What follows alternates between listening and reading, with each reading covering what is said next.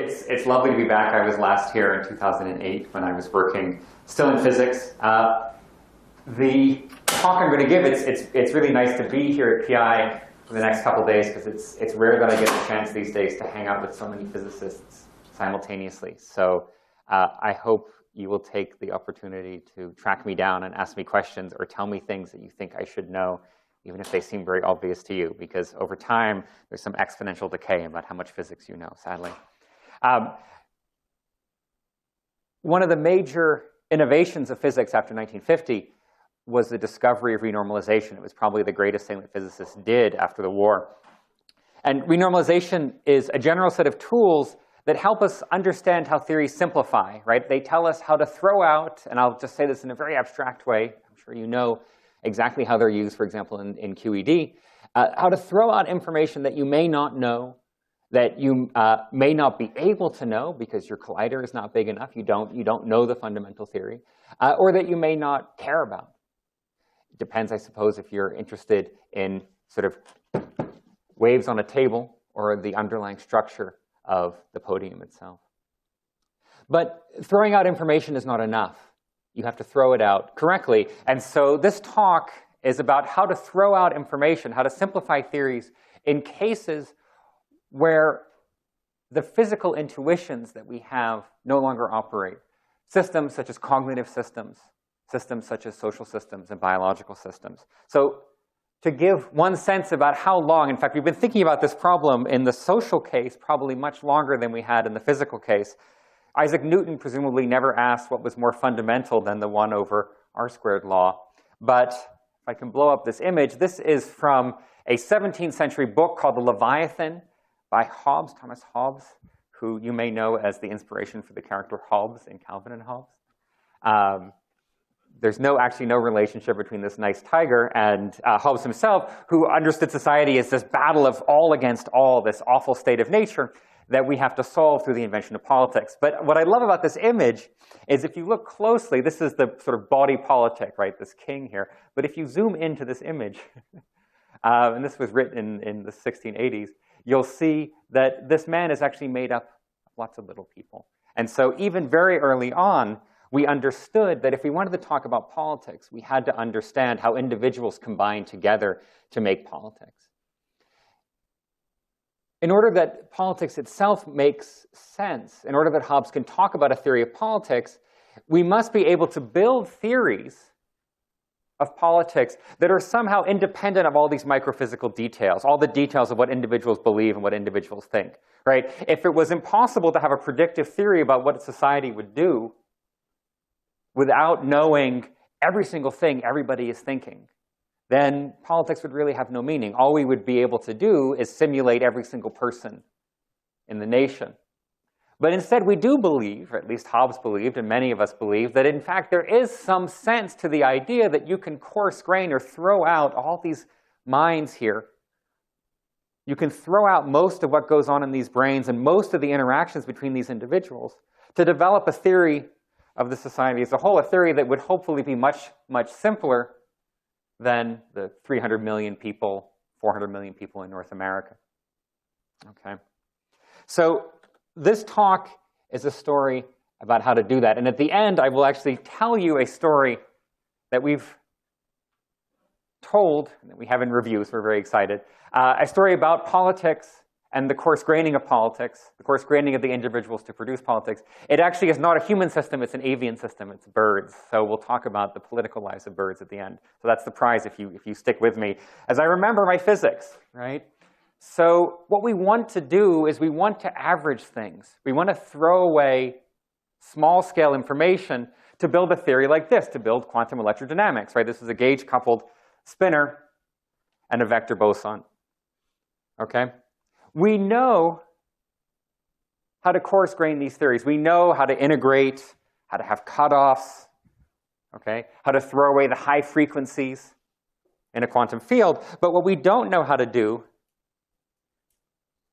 is how to throw away the details of a theory for social systems. So this is just a clip from a recent paper that we're finishing on the dynamical structure of Wikipedia. So this is a model here. This is a Markov chain model for how the group as a whole decides whether or not to fight. These are these D states where people argue, okay, or cooperate. These are these C states, and occasionally you have a sort of intermediate phase. Okay, so this here is a theory just as much as that's a theory. Okay, if you're a physicist, you're probably not very impressed, right, because it's discrete. Okay, it's not continuous, right? If you're a string theorist, you think this is all wrong, right? Nature is fundamentally continuous. Okay, these theories are different, right? They also don't generalize as nicely, right? So this is the model for how people argue on the page associated with Barack Obama on Wikipedia, right? How people fight about what to put in. Okay, but this model here generalizes only in some ways to, for example, how people fight on the George Bush page, or how people fight on the page associated with global warming. One thing I'll tell you that does generalize is the spectral gap is very small, actually. The return to equilibrium is very slow. But we're still interested in how to coarse-grain these models, okay? How can we simplify a story like this, just as in the past we've been able to simplify a story about quantum fields or even classical fields? So not only are the theories different, the processes themselves different, okay, but the arena under which these processes unfold is distinct. So when we go to social systems, cognitive systems, biological systems, we go from these highly regular worlds here, okay? So this is just a discrete model, okay, of some three-dimensional space-time. Okay, we go from these highly regular worlds, right? So it might be discrete, might be some symmetry like SO31, right? Lorentz symmetry, okay, to spaces that are incredibly inhomogeneous, structured, variable from case to case, okay? And where the best models we have of this structure are in fact only probabilistic. We may only be able to describe this class of models by talking about the probabilities of certain network features, okay? Some of these structures here, so this is an interaction network for yeast, for the genes associated with the development of the little microorganism that makes beer, okay? This structure here is probably not generalizable to other systems, in addition, of course, to being incredibly inhomogeneous. This space here, the physical space, looks the same everywhere. It's the Copernican principle. This space here has central nodes, right? It has peripheral nodes. It's incredibly inhomogeneous. You always know where you are in the yeast network, but you can get lost in the vastness of space. So if I zoom back, we have averaging processes, the question of how to take QED to larger and larger scales, smaller and smaller energies, right? And a similar question for how to coarse grain away the individual decision-making, for example, in arguing on Wikipedia. And we have a parallel problem, which is the averaging out of structures, okay?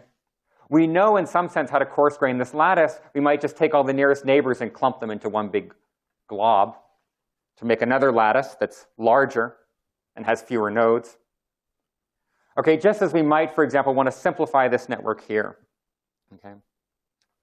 So averaging structure versus averaging processes. I would say that averaging structure, so this is another way to say averaging structure is to talk about clustering. Okay, and I would say that averaging structure, clustering a network is, I would say, known science.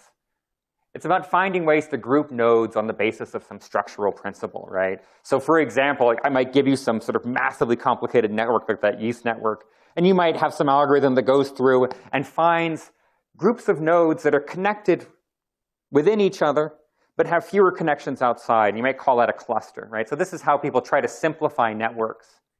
Okay. In fact, actually, there's a large number of algorithms for clustering networks. So if I just Google and Google Scholar network clustering, I'm not sure how reliable this is, but it gives you a sense. There's 11,000 hits in Google Scholar for how to cluster a network in 2014 alone.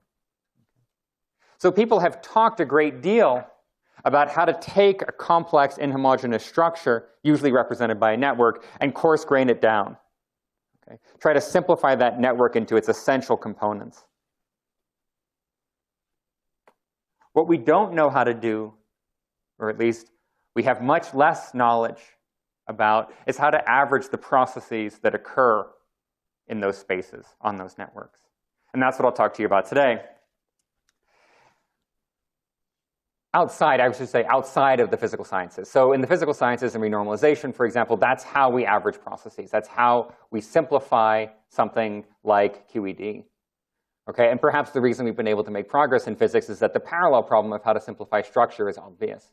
We believe our theories are local, So the way we average out a lattice is just take nearest neighbors. But in the case where the system is complex, where the system is a cognitive network, a biological network, okay, we have very little idea. So what I'm going to talk to you today about is 3 stories about how to coarse grain, how to renormalize processes that are cognitive, biological, social processes that don't have the regular structures of a physical theory, that have far fewer constraints, for example. Okay? And I was told by my tutor I should give a colloquium, which means I don't only talk about my own research. And so I will attempt to put this in context. Of course, these are my own particular interests. If we have time at the end, and hopefully we will, I'll talk about coarse graining in the real world, and that will be our discussion of avian politics. So I'll talk first about Markov chains and something called a semigroup.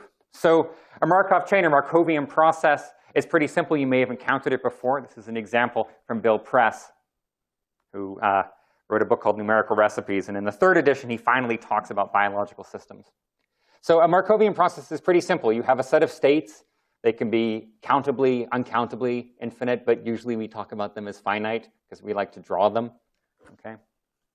You have a set of states, okay, and you have transitions between these states. So this is an example of what Bill calls teen life, right? So I might be in the state eat, okay, and with a 10% probability, I'll transition to the state study, okay? But at the next step, with 100% probability, I will start hanging out, okay? And then maybe, 20% I'll go back to eating, right? 20% I'll go call someone on the phone, and I might stay there for a while, right? With 70% probability, some exponential decay here for how long I stay on the phone. Okay. So this is just a play example of how we might model a system, complicated system, right, such as your teenager. And the other thing Bill adds here is that we may not have direct knowledge of these underlying states. If you're a parent, okay, you may not know whether your teen is eating, okay, hanging out, or sleeping. Okay?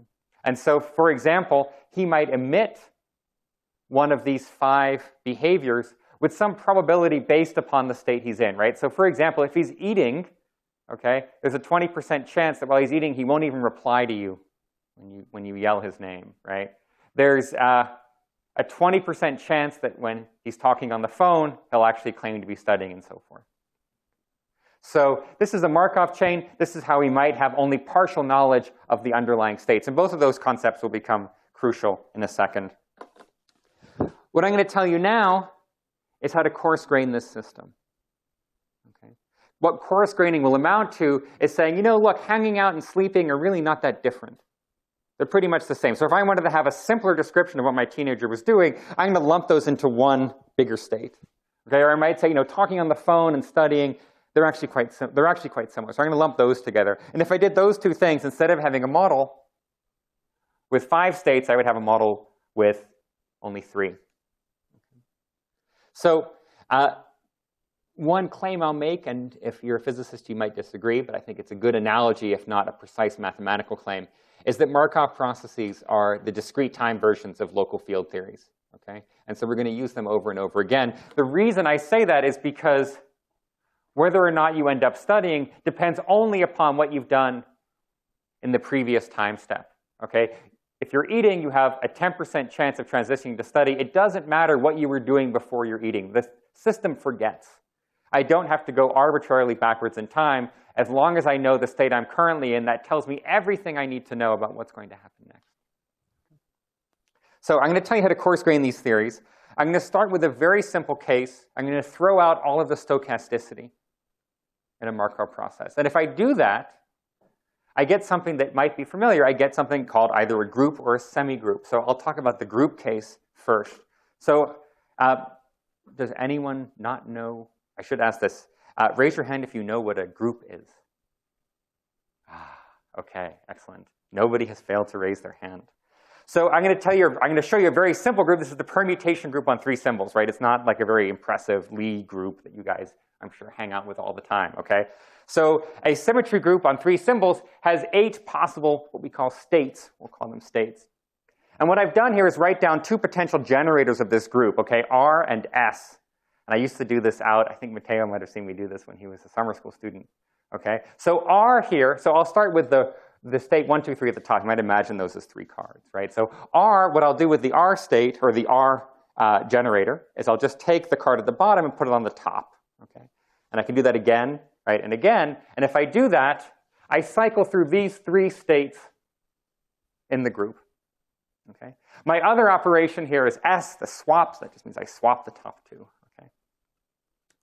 So I have 2 operators. I have 2 ways to transition from these states. And you can think about these as analogous to the states in the Markov chain I just showed you, right? This is, this has far fewer cool stories associated with it, right? This is not hanging out or talking on the phone, but you should think about it in exactly the same way, okay?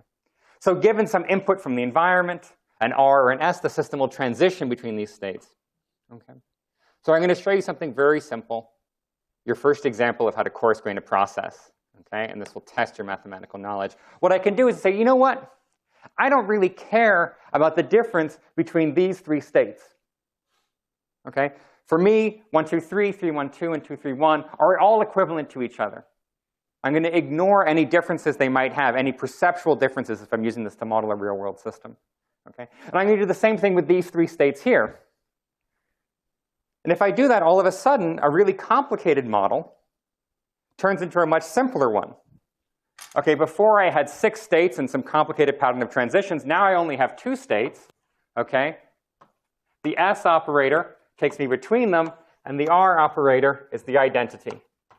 Okay, so I've taken this larger system and I've coarse-grained it down to a much simpler system with far fewer underlying states. And if I do this, okay, this is the world's simplest group, right? This is a 2 counter. Counts to 2, right? 1, 2, and then it runs out, so it goes back to 1, it resets. One thing I also want you to know, and this will come back in a second, is the action of this operator here, if I go back to the fine-grained system, modulates the action of the R. So if I'm on this side, R cycles me like this, okay? But if I hit the S button, okay, the direction I cycle goes the other way. So at the top level, I have a 2 counter. Okay? That 2 counter feeds down to influence the microstructural details of the system. Okay? And so this is what we call a hierarchical decomposition. Okay? So at the top level of this system, it's a 2 counter. Okay? So if you get an S, go from A to B, or B to A. Okay? If you get an R, ignore it. Just stay in the same state. Okay? Below that, at some finer grain level, I now have a little submachine. A little submachine actually counts to 3. Okay? And I transition between these states with the letter R. So if I get an R, the top level machine ignores it. Says, look, I'm too simple. I don't even know what an R means. Forget it. I don't even know what it means. Okay? It passes it down to the lower level system here. Okay, and that lower level system interprets the R, and it will cycle through the states, but in fact, it will depend upon whether the higher level system is in state A or B. If it's in state A, in fact, it cycles this way, and if it's in state B, it cycles that way. Okay? So what I have told you in a very picturesque and sort of, BBC television series is something you know very well. It's the Jordan-Holder decomposition. Okay? S3, okay, it's just the semi-direct product of Z3, that's that lower level counter here, and Z2, that higher level counter. Okay? Jordan-Holder decomposition known since the 19th century. Okay? And it says, in fact, any group can be decomposed into this long string of simple groups. And in fact, now there's this big atlas that you can buy. It's not a road atlas, but it sort of looks like one. So when I was taking this out of the library, the janitor asked me if I was going on a trip. I was going on a trip into mathematical land, right? And here's just another example. This is how to factor something even simpler than S3. Okay, this is the 4 counter. Okay, so if I do the Jordan-Holder decomposition on a machine that counts to 4, Z4, it factors into 2 prime groups, a top-level counter and a bottom counter, where the transitions are defined by the state of the top-level counter. So all the Jordan-Holder decomposition tells me is that I can represent a system with 4 possible states as a binary number, 0, 0, 0, 1, 1, 0, 1, 1. And the transitions between these 3 states actually decompose into a lower and a higher significant bit. Okay.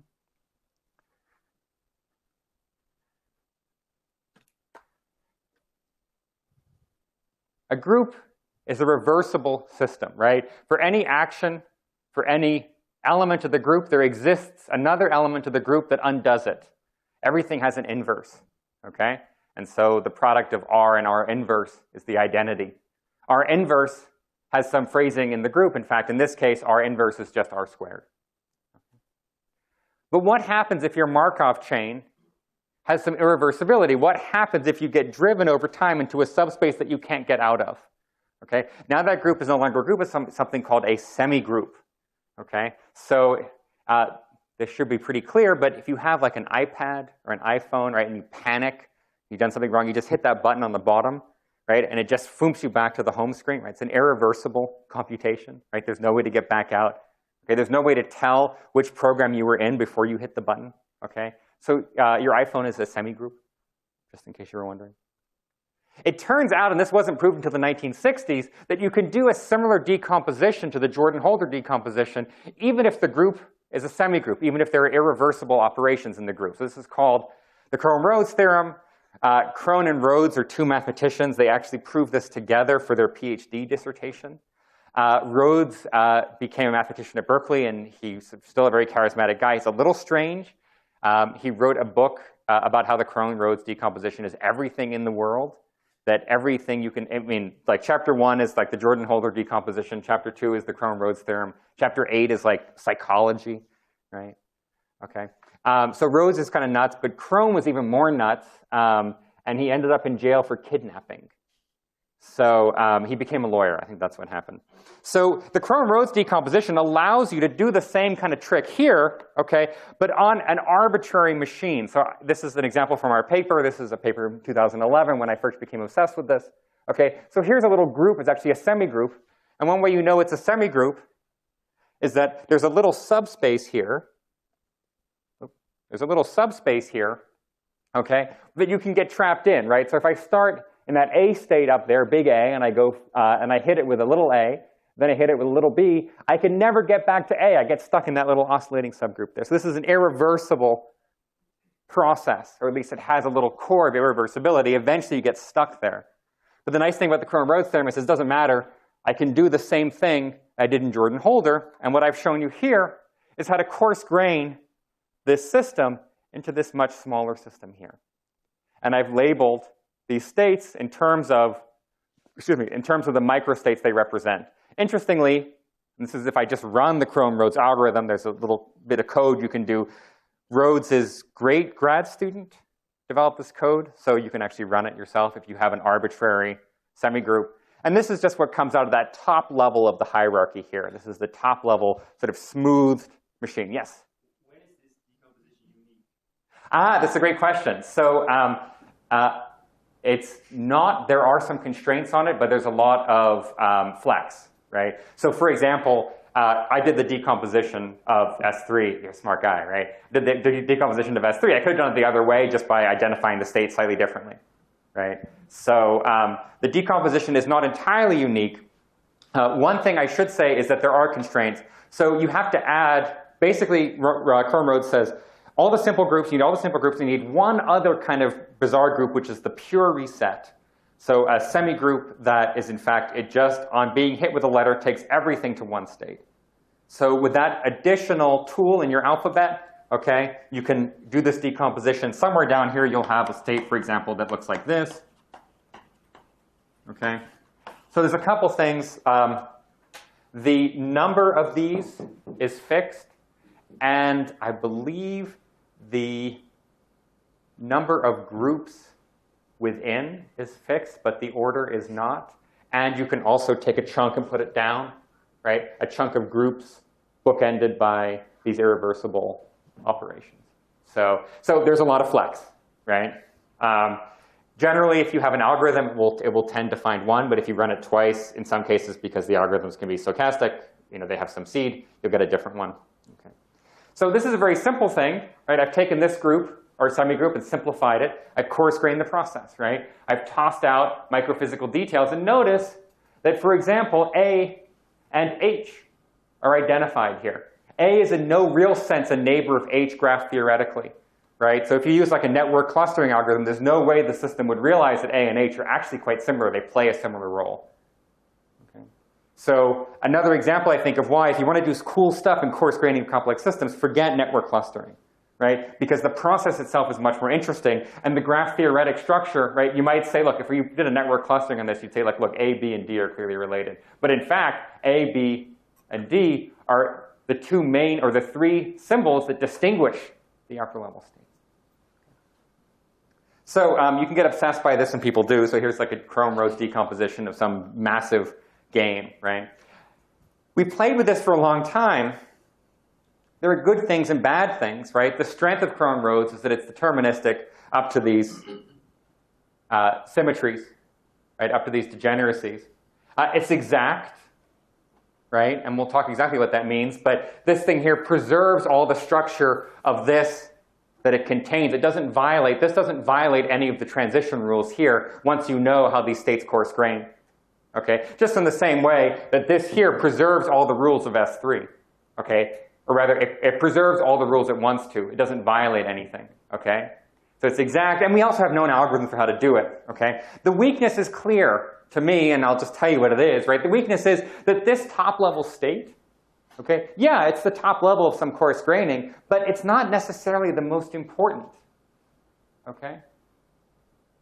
It's not necessarily the thing you might care about at the highest level, the thing that you want to get out from simplifying the system.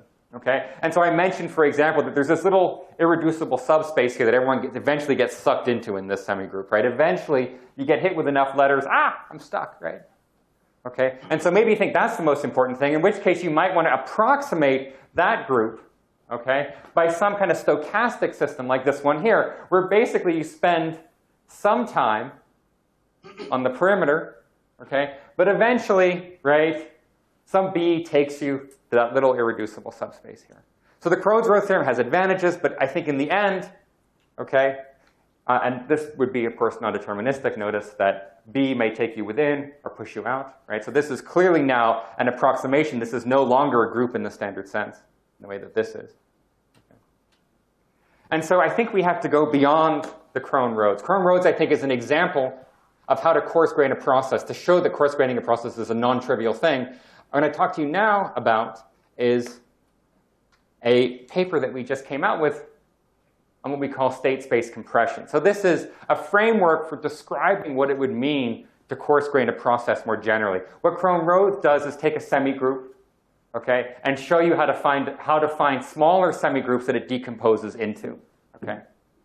State space compression is a more general process, okay, a more general process that includes Krohn-Rhodes as a special case.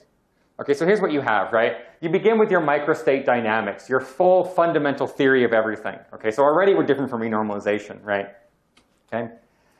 You have constraints. These constraints are constraints on what you can do as a theorist, as an observer. You might have memory constraints or computation cost constraints. So you can't actually simulate or model the full microstate dynamics. Okay. This constraint, these set of constraints, forces some kind of coarse graining of the microstate, some kind of destruction of information. You also have an observable of interest, and so this is where we diverge from Krohn-Rhodes. There's something you care about in the system. Okay?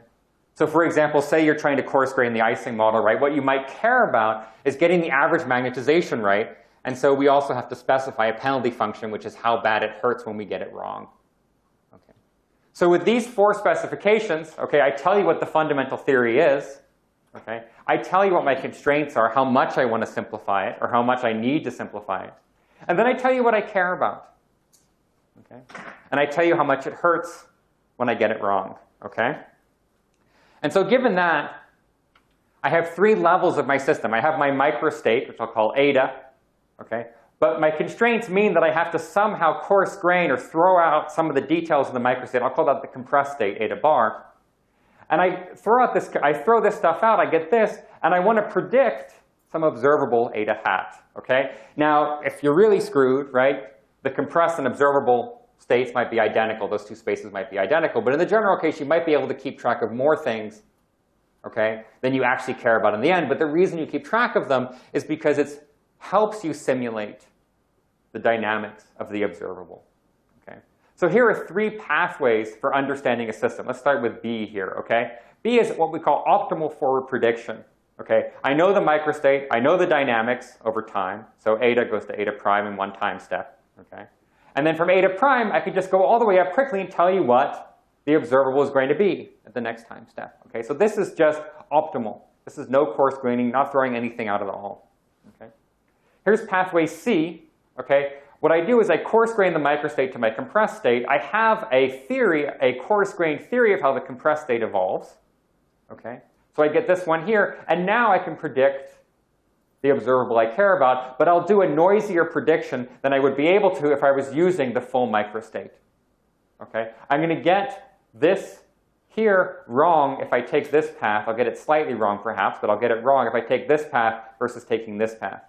And then finally, you can see A here, right, which is if I just go all the way up to the observable and try to simulate its dynamics alone. So in the Ising model case, that would be like trying to come up with a differential equation for magnetization as a function of time.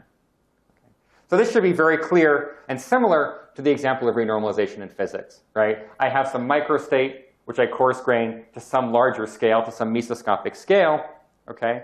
I might average, in the physics case, spatially. And what I do, and what I get right out the other side, is if this is my fundamental theorem governed by some Hamiltonian, okay, eventually that theory changes. It flows, okay, to some other theory. And in this case, I've neglected the higher order terms, which I'm sure you know are there. But the underlying parameters of the model will change. What's nice about the renormalization case is that the model actually retains the same form. You can still do all your quantum field theory tricks still work when you coarse grain, when you renormalize a field. So I'm going to walk you through a simple example of a more general system. What we do here is coarse grain the Ising model on a complex network. Okay? It's actually a ferromagnetic interaction, not a spin glass, and I'll show you why we do the ferromagnetic case in a second. But I'm going to just set up a simple discrete model. And so, okay, this is some complicated Lagrangian action. I'm going to do a discrete case here, okay, where I have nodes, sigma I, also labeled by time. These nodes interact in space, and they also interact from one time step to the next. And this means that I can have some probability for all paths through the system, which I write like this. My exponential of this action, okay, there's no h bar because we're making this up as we go along, okay? But I can get some probability for all possible paths through the system, okay? This is nice if you're somebody who does simulations. In fact, what we have here is a full space-time action, okay? This is not some sort of spatial action with some simulation, some Metropolis Hastings simulation on top. So it allows us to do nicer work. For example, to quickly decompose that action into the product of time steps, okay? Where instead of considering the nodes linked together at a constant spatial slice, we have nodes that link together, okay, from one time to the next. So the state of these two neighbor nodes here influences the third node at the next time step. Okay. So this is a Markovian dynamic, called local field theory, right? So the probability of being in configuration eta prime, microstate given eta, is just some exponential of this nice pair, of this nice pairwise interaction between eta at one time step and eta at the next time step. Okay, so we're just setting up my dynamics here. So coarse graining, I might have two configurations in a particular time slice, eta 1 and eta 2. Okay, so these are distinguishable, notice, because they differ in the value of their first node. But we'll call them equivalent states if we trace over the first node.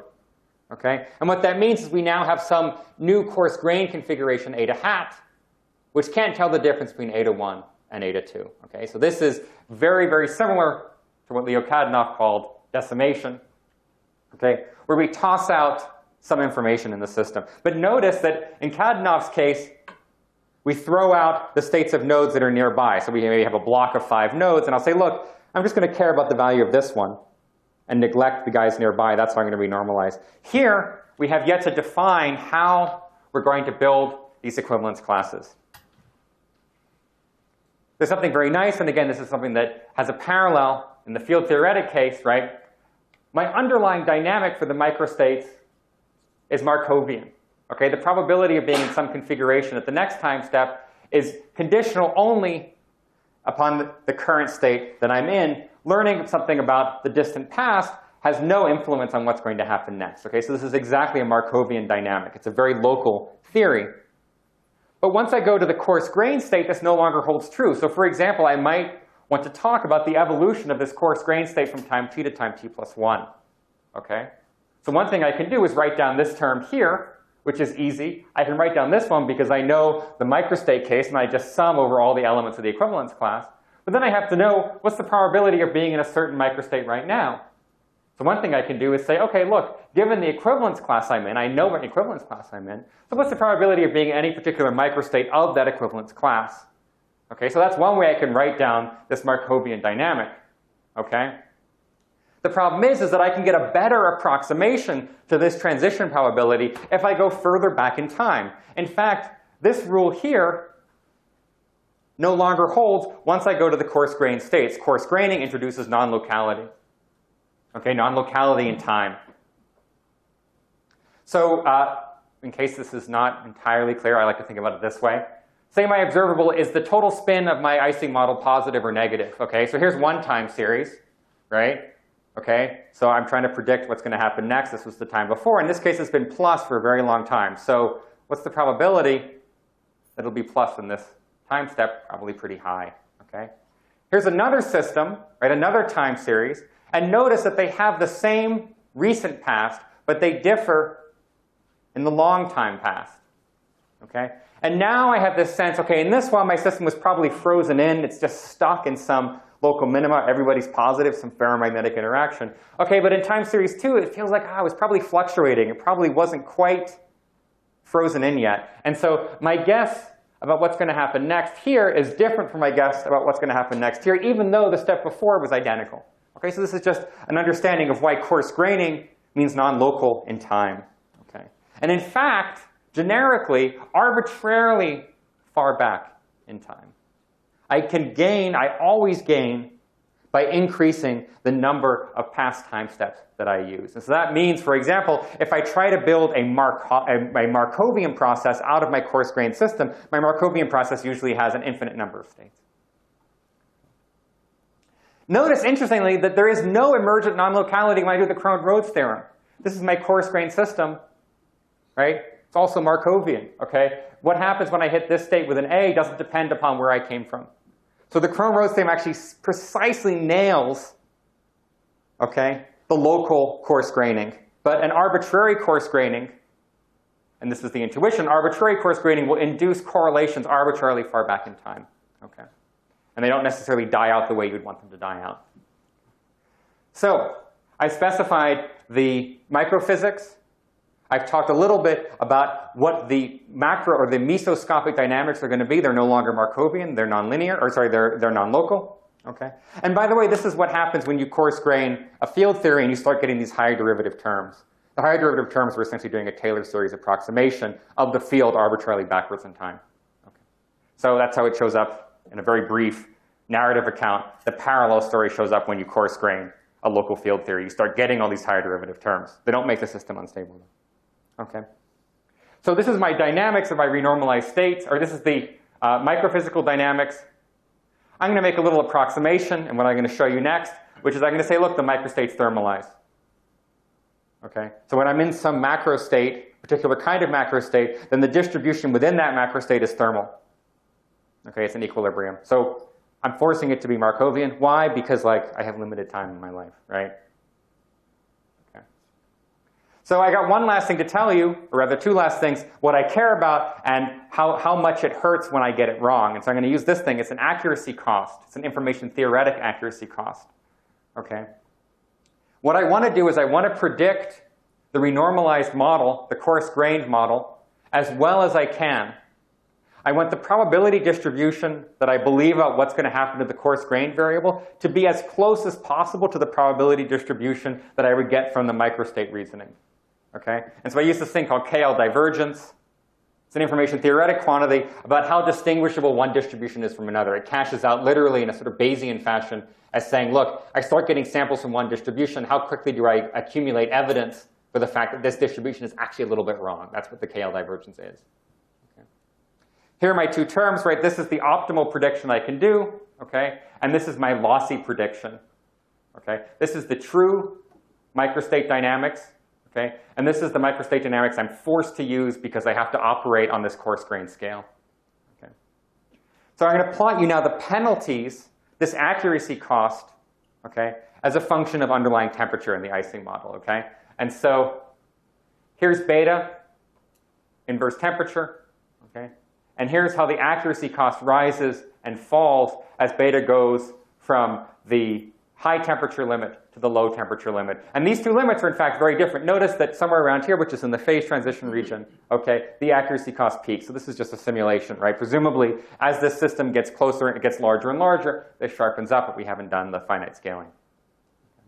So at the high temperature case, or sorry, at the low temperature case when beta is very large, okay, the system is highly ordered. And what that means is the equivalence classes are really predictive. My equivalence class might be, okay, look, just take every third node, is it positive? Okay? And if the system is frozen, just knowing one or two nodes actually tells you everything that's going to happen next, because the system is basically stuck. It's not going to fluctuate out. On the flip side, in a highly disordered state, microscopic knowledge is just as bad as macroscopic knowledge. Okay? So there's no coarse graining I can find that's useful because there's no fine-grained theory that's useful. The system is totally random, uncorrelated from time to time. I should say here, this is the optimal coarse grading. So we look at all possible equivalence classes for that particular icing model. Okay. So I should say this is, if you're a complex systems person, you always care about, can I measure complexity, right? And so this is the humpology, right? The zeroth law of complexity is that somehow the thing you care about should be a hump, right? When the system is random or totally ordered, it's low, and somewhere in the middle, it's high. So here's the Coda, right? So we have a fine-grained microdynamics. We care about a coarse-grained macrodynamics. And we have the computational power to track only in the mesoscopic regime. Okay.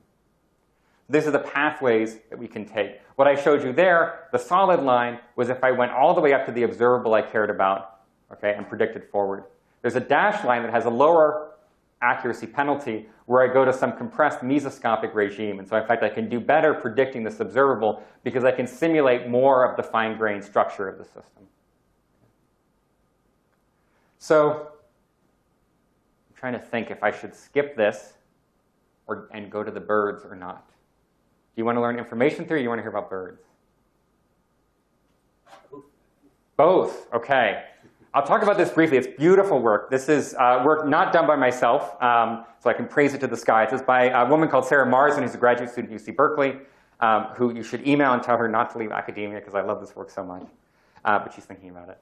And then Jim Crutchfield, who is one of the great figures at the Santa Fe Institute. He's been around for many years, and developed a theory of what we call causal states in collaboration with another great figure at the Institute, Cosmo Schalese.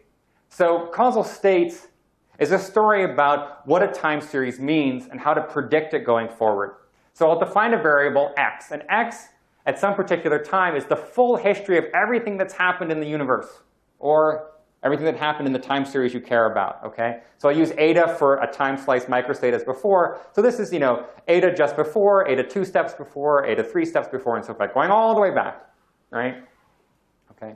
And then I have the future, everything that could happen in the future, right? So this is a list of what's going to happen next, and 1 step, 2 steps, and so forth afterwards. Okay. I have some conditional probability what's going to happen in the future conditional upon what's going to happen in the past. It might be totally deterministic, right? It might be stochastic for some reason or another, whether you believe in fundamental randomness or whether X is actually not the full story of the universe, but just, for example, the financial time series you're interested in. And what we're going to do is find a function f that maps all possible histories into a smaller space, potentially smaller space. And it's going to do that in a really clever way so that the conditional probability of the future given the past is equal to the conditional probability of the future given this coarse graining on x, on all the full microstates. And this f of x defines what we call the causal states. Okay? The causal states of the universe is not, the causal state of the universe is not a description of everything that's happened. It's a description of everything that's happened that matters for what's going to happen next. Okay? Causal states throw out all of the totally irrelevant information. Okay? They throw out the stuff that doesn't matter at all, and they keep everything that does.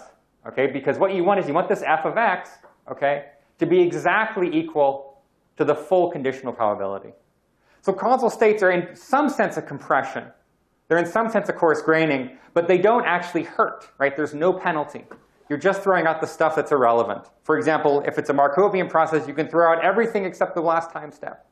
Okay? But if the process is hidden Markovian, okay, it usually implies that f of x, the set of all causal states, is countably infinite, at the very least, if the system is discrete.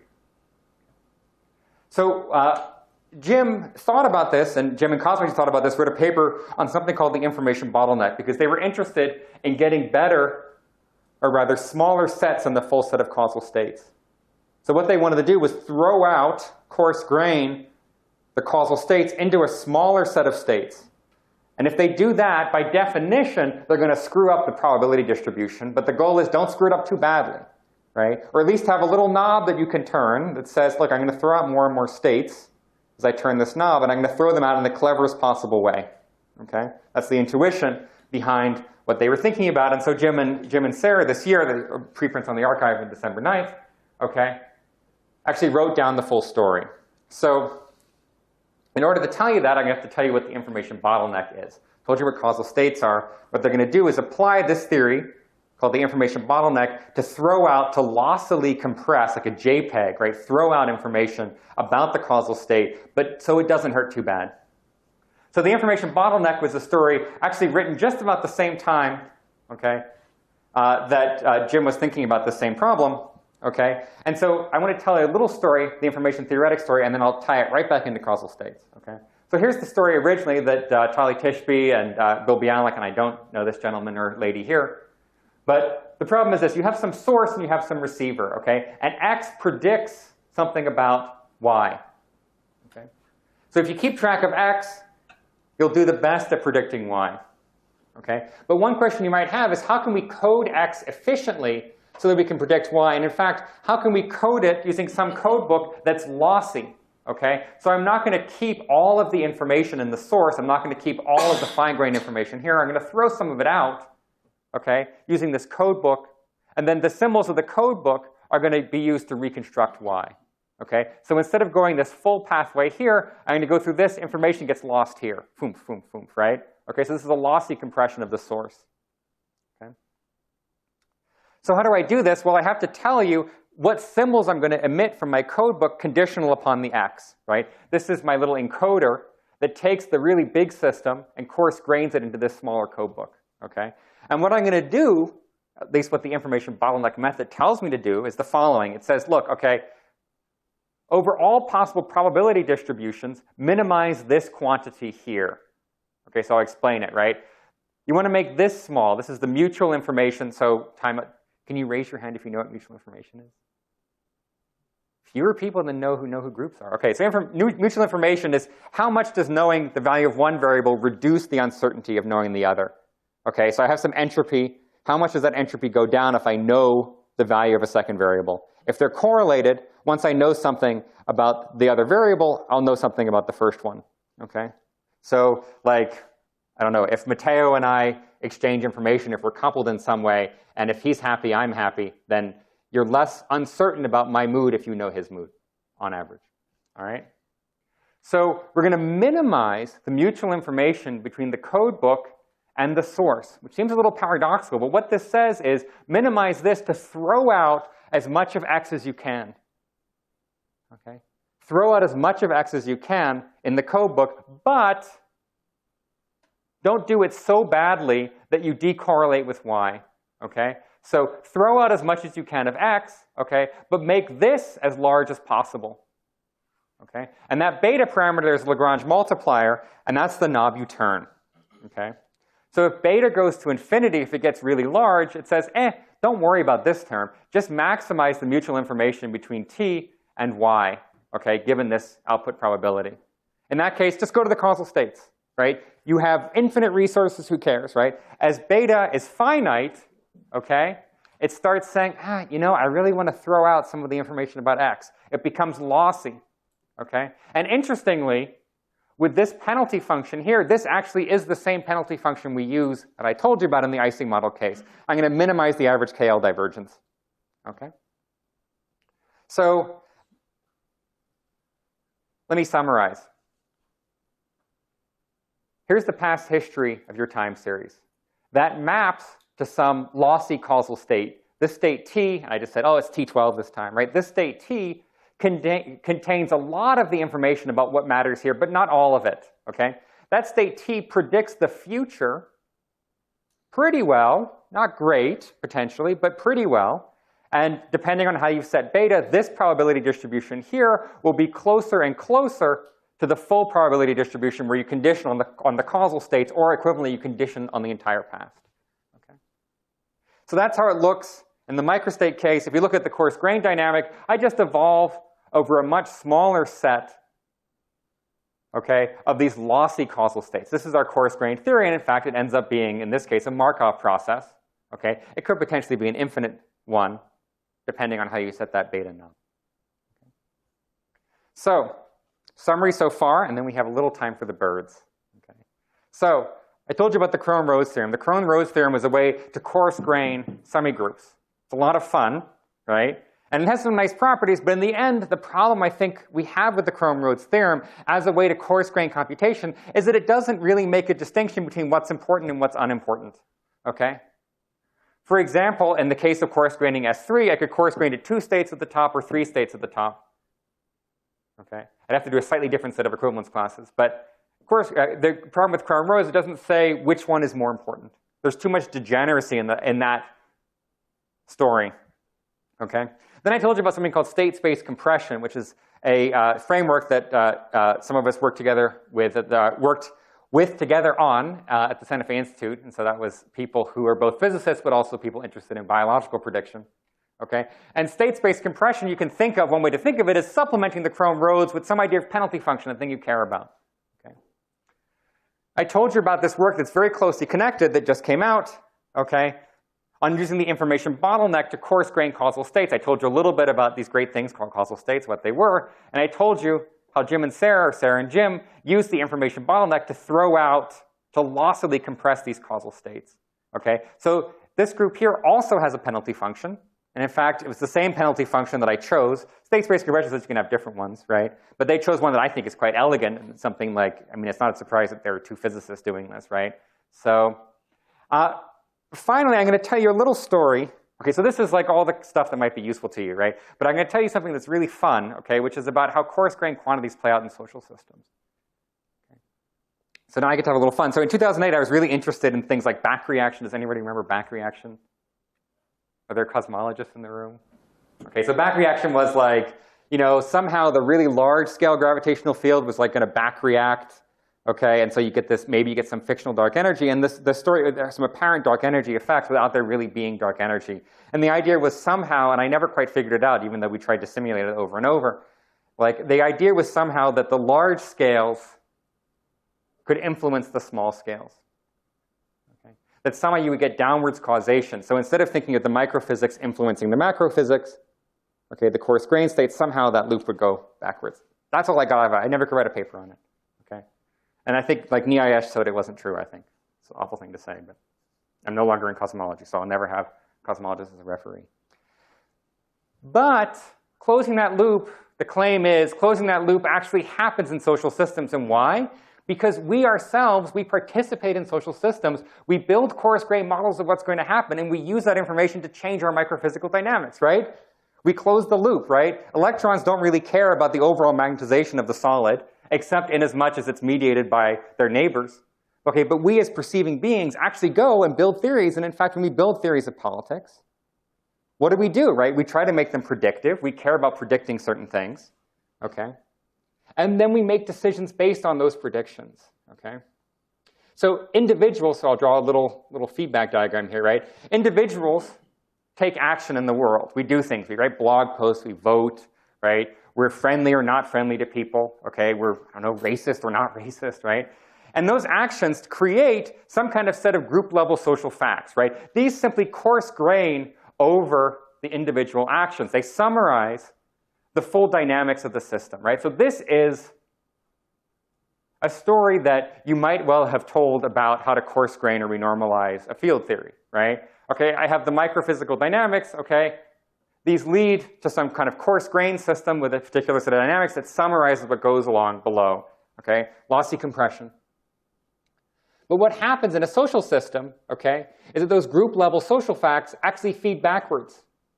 Group-level social facts alter individual mental states. They change what we believe. And because they change what we believe, they change how we act.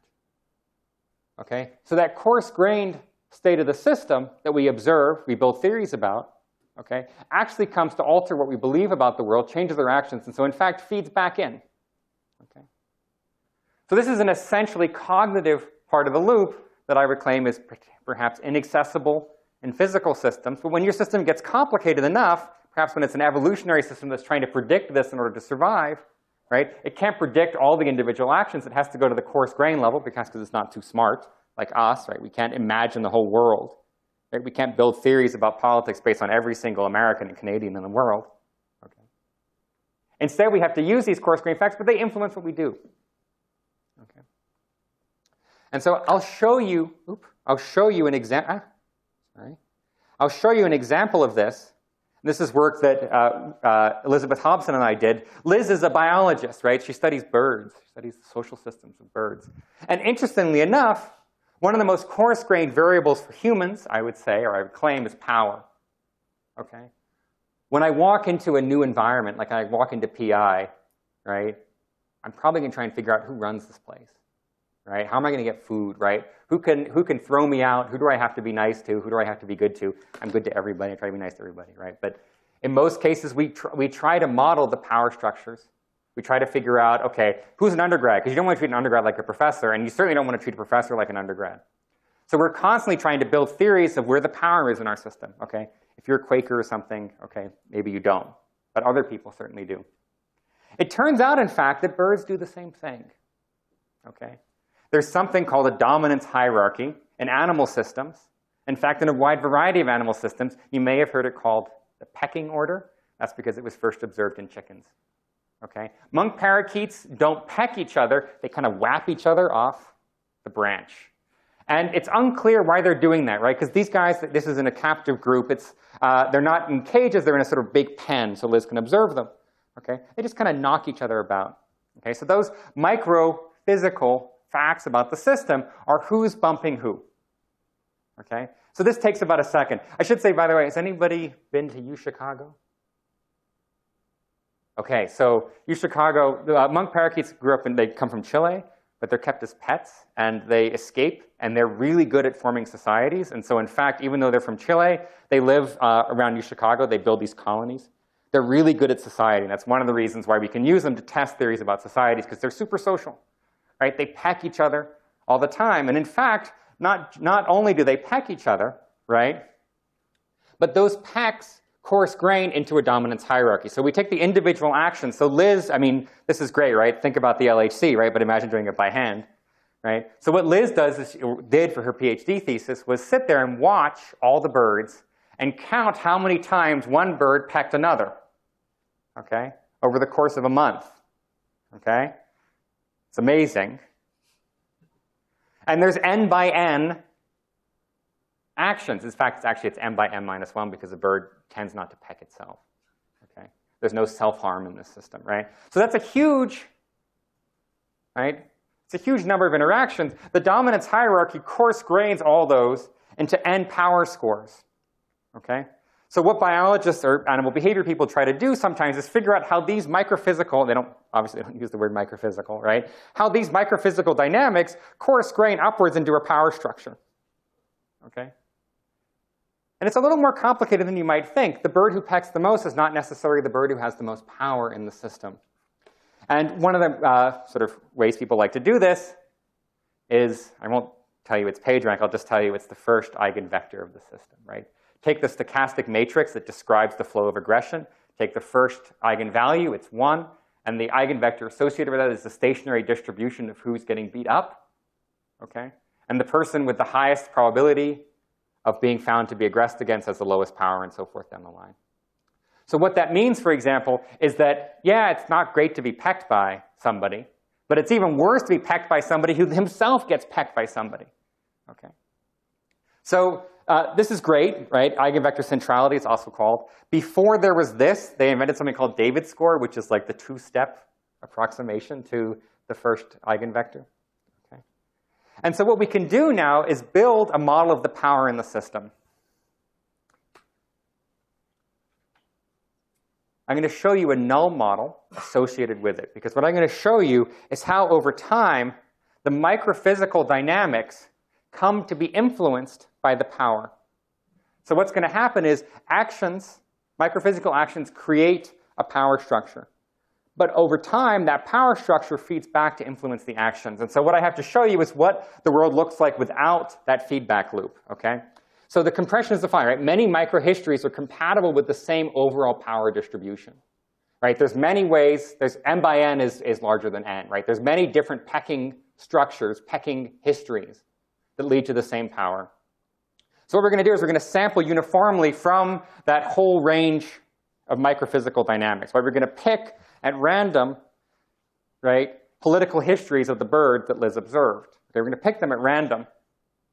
Okay, and we're going to compare them to what we observe. And so here's what happens in week 1 of colony formation, right? So Liz, this is great, right? So for her dissertation, she released the birds into the pen. So this is the first time. It's not the first time they've all met each other, but it's the first time they've all interacted together in a society. Okay, so this is week 1. Blue is the null, red is the observed, okay? And what I've shown you on the x-axis is the rank difference, and on the y-axis, the average aggression directed. Okay? So what you can see is this curve goes up. In fact, both curves go up, which means that you're more likely to peck or displace somebody who's further down from you in power. Okay? And vice versa, you very rarely peck somebody like 10 steps higher than you in the hierarchy. Okay? So this is week 1, right? Or say quarter 1 of the system. Okay? So red, observed aggression. Right? The null is the dashed line in the blue, right? It's the same power score as arbitrary aggression, right? So pick randomly from the equivalence class of aggression histories. Okay? This is great, right? So here's what happens on week 2. Right? And here's what happens on week 3. What the birds are doing is learning to focus their aggression towards those nearby them in rank. Okay? The microhistories that coarse-grain into the power structure become increasingly unusual, increasingly strange.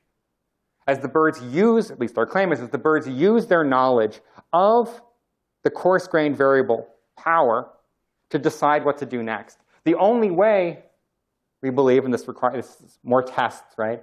But the only way they could be doing this is if they were using facts about power to decide what to do next, okay?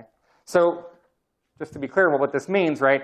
In the null, right, taking an arbitrary microhistory compatible with the coarse graining, in general, people direct more aggression as you go further and further down. But in the actual data, over time, what happens is the emergence of this strategy, and the strategy is beat up on people just 1 or 2 ranks below you. People focus their aggression, or animals focus their aggression nearby them in rank. So another way to think of this, right, is the postdoc beats up on the graduate student, right? Okay, not on the undergraduate, right? The tenured faculty member picks on the junior faculty member, okay? But the tenured faculty member doesn't go, 20 ranks down and beat up on the high school student, okay? That's what would happen in the null. But the thing is we know how power works, and in fact, the intuition here, the fact that the birds do this is amazing. It's certainly our intuition. Okay, in the human case.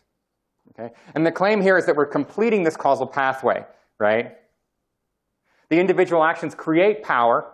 Now remember, on the first quarter, it had no effect, right? It was consistent with null. But over time, that power feeds back to what the individuals know about the system, and their knowledge influences what they do. Okay? So I do not have time to tell you all the amazing things we do to show, in fact, that those cognitive and action pathways are in place, right? In order to complete the story, we have to show not only that there is this pattern, but a plausible way that that pattern could emerge. Okay? We think that they're studying network motifs. It's totally awesome, but I won't tell you. Okay? But the claim is, right, that downwards causation is possible. Features of the network that the birds can observe leads them to form beliefs, or enables them to form beliefs, and those beliefs predict the aggression patterns that they actually use. Okay? So let me just summarize here. Right, the journey I've taken you on, right?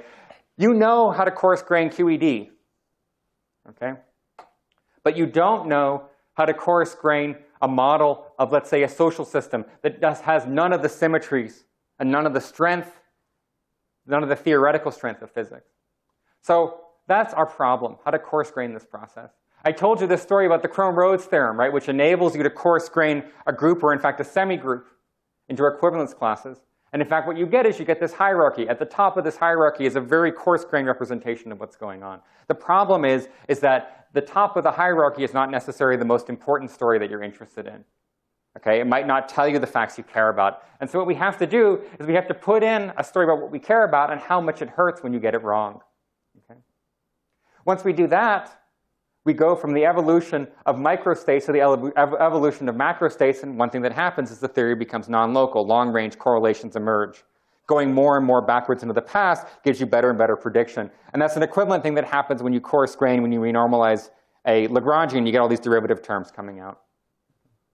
I showed you a nice little story here about the case of the icing model, where we try to coarse grain according to some observable we care about.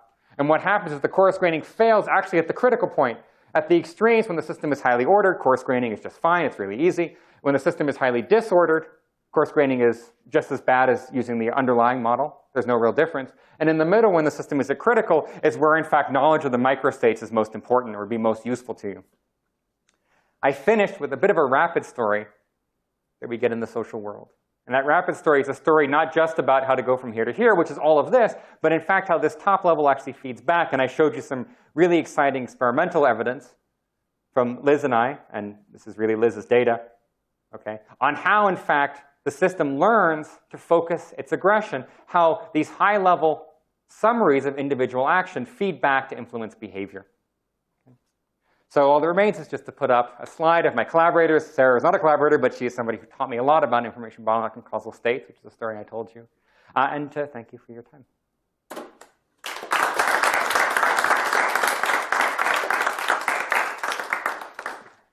Let's take questions. Yeah, Rob. So it occurred to me that perhaps another interesting example of top-down causation, which I'm reminded of because you're using the PageRank algorithm to calculate regression, would be in actual search engine results. You know, Google calculates PageRank and does other things to figure out how to rank web pages, and then the owners of those web pages do some search engine optimization to try to bump them above their competitors on that list. So they're using the top-level PageRank to decide, you know, how they're going to change their website, maybe change the links that they have on the website, which will influence the PageRank dynamics. Absolutely. Yeah, I mean, this is a system we're very familiar with in the human case, right? When somebody tells you about the world, tells you a coarse-grained fact about the world, it's hard for it not to influence your behavior. If somebody tells you what the most important pages are on the web and actually shows them to other people, that's naturally going to influence how you behave if you care about winning that game. So it says, you know, the Google case would be lovely. I mean, Google, what it's constantly doing, right, is changing this map, right? They're in an like they no longer use PageRank, right? PageRank is only a minor part of their algorithm now, right? So they're in a sort of arms race against the people doing this, right? They're doing this and selling this pathway, right? And these other people are competing along this pathway here. Okay. So they're constantly trying to prevent themselves from essentially these kinds of situations here. So there you have even a competitive process. In the case here, the birds are actually using power. It's probably, at least Liz tells me because she's a biologist, it's probably adaptive for them to do this sort of thing, right? They're not going to evolve into an arms race where like one group is trying to hide facts about power and the other group is trying to find them out. So, but the story you tell about the, you know, in the human case, absolutely. I mean, we see it, you know, we see this in many different situations where we're told, for example, financial facts. We're told about a bank being shaky. Bank being shaky is a coarse-grained story about all the individuals involved in that bank and its full portfolio. But of course, we act on the basis of that coarse-grained knowledge. Yeah, absolutely. Yes? Yes. Actually, you're talking about this network renormalization. So, but I think people in Khan's method has already kind of developed this kind of method for many years for network renormalization. For example, this tensor network renormalization. So for example, in that social network, you think about you have some local data on the vertices of the graph. So, but you can encode it by some tensor. And then you can read out this data by some observable. Basically, you can compute a correlation function and some kind of partition function, all kind of things. So actually, I'm wondering, in your network renormalization kind of scheme is talking about this cost function of the mutual information. And this mutual information in continuous matter, sometimes I think there's a relation between this density matrix. If you think about a classical system, you can always map to some lower dimensional quantum system, right? So for example, this 2D classical IC model, you can map to 1 plus 1D quantum transverse IC model. And then at the 0 temperature, we have precise definition for quantum entanglement. And basically the network renormalization based on the concept of entanglement renormalization. Get rid of the short-range entanglement and keep the long-range entanglement. And in this way, there are some very powerful methods. Even for critical IC model, you can still get a pretty good precision. So it's kind of some version of what the density matrix renormalization group has been developed by continuous matter people for 20 years, I think, from very early version. I would disagree that what we're showing here is an example of network renormalization.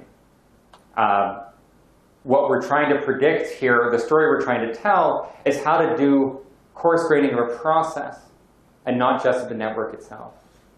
And so we're trying to figure out what the right dynamical theory is, how to simplify the dynamical theory to produce a forward time prediction. And if I understand your description correctly, it's distinct from what you're describing in the sense that we're not trying to simplify the network itself. We're trying to simplify the process on the network. But I also might misunderstand what you're saying. It might be a question that's better to take offline. Thank you. Yes? Another question.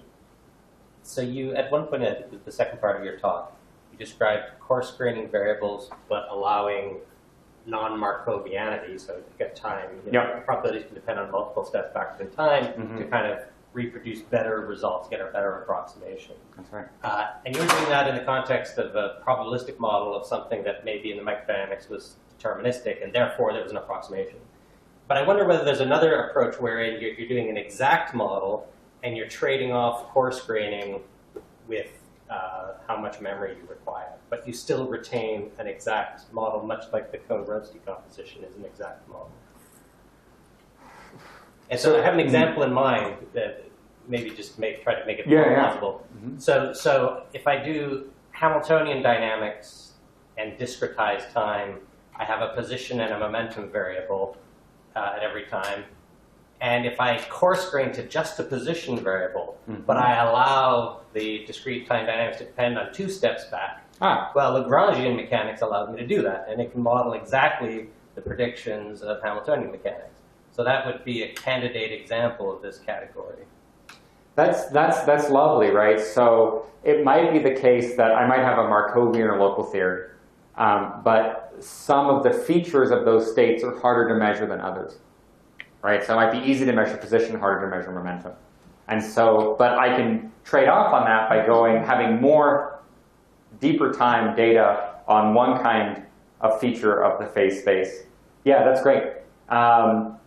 What you're talking about is, it's already interesting if you just talk about the lossless case, right? So I'm not actually losing any predicted power. I think that's what you're saying. I keep it exact.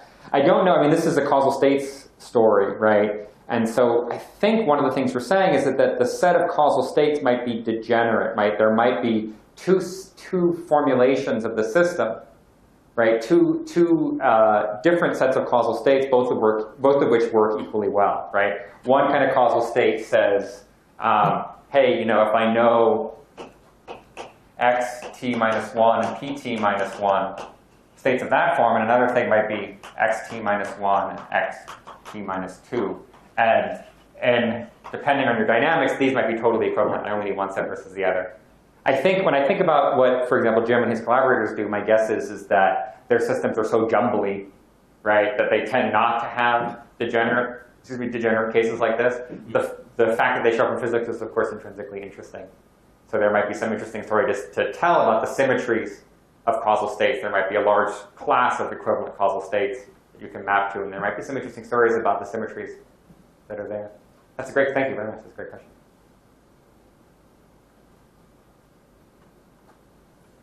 Yeah, just one more question. This observation you made and you commented on, where by coarse graining one produces non-localities in time, is reminiscent of history, of course, where individuals do whatever they do, but they don't know much about the past, but societies do much about the past, and how they behave depends much on that past. So can you study this aspect of history using such formal concepts?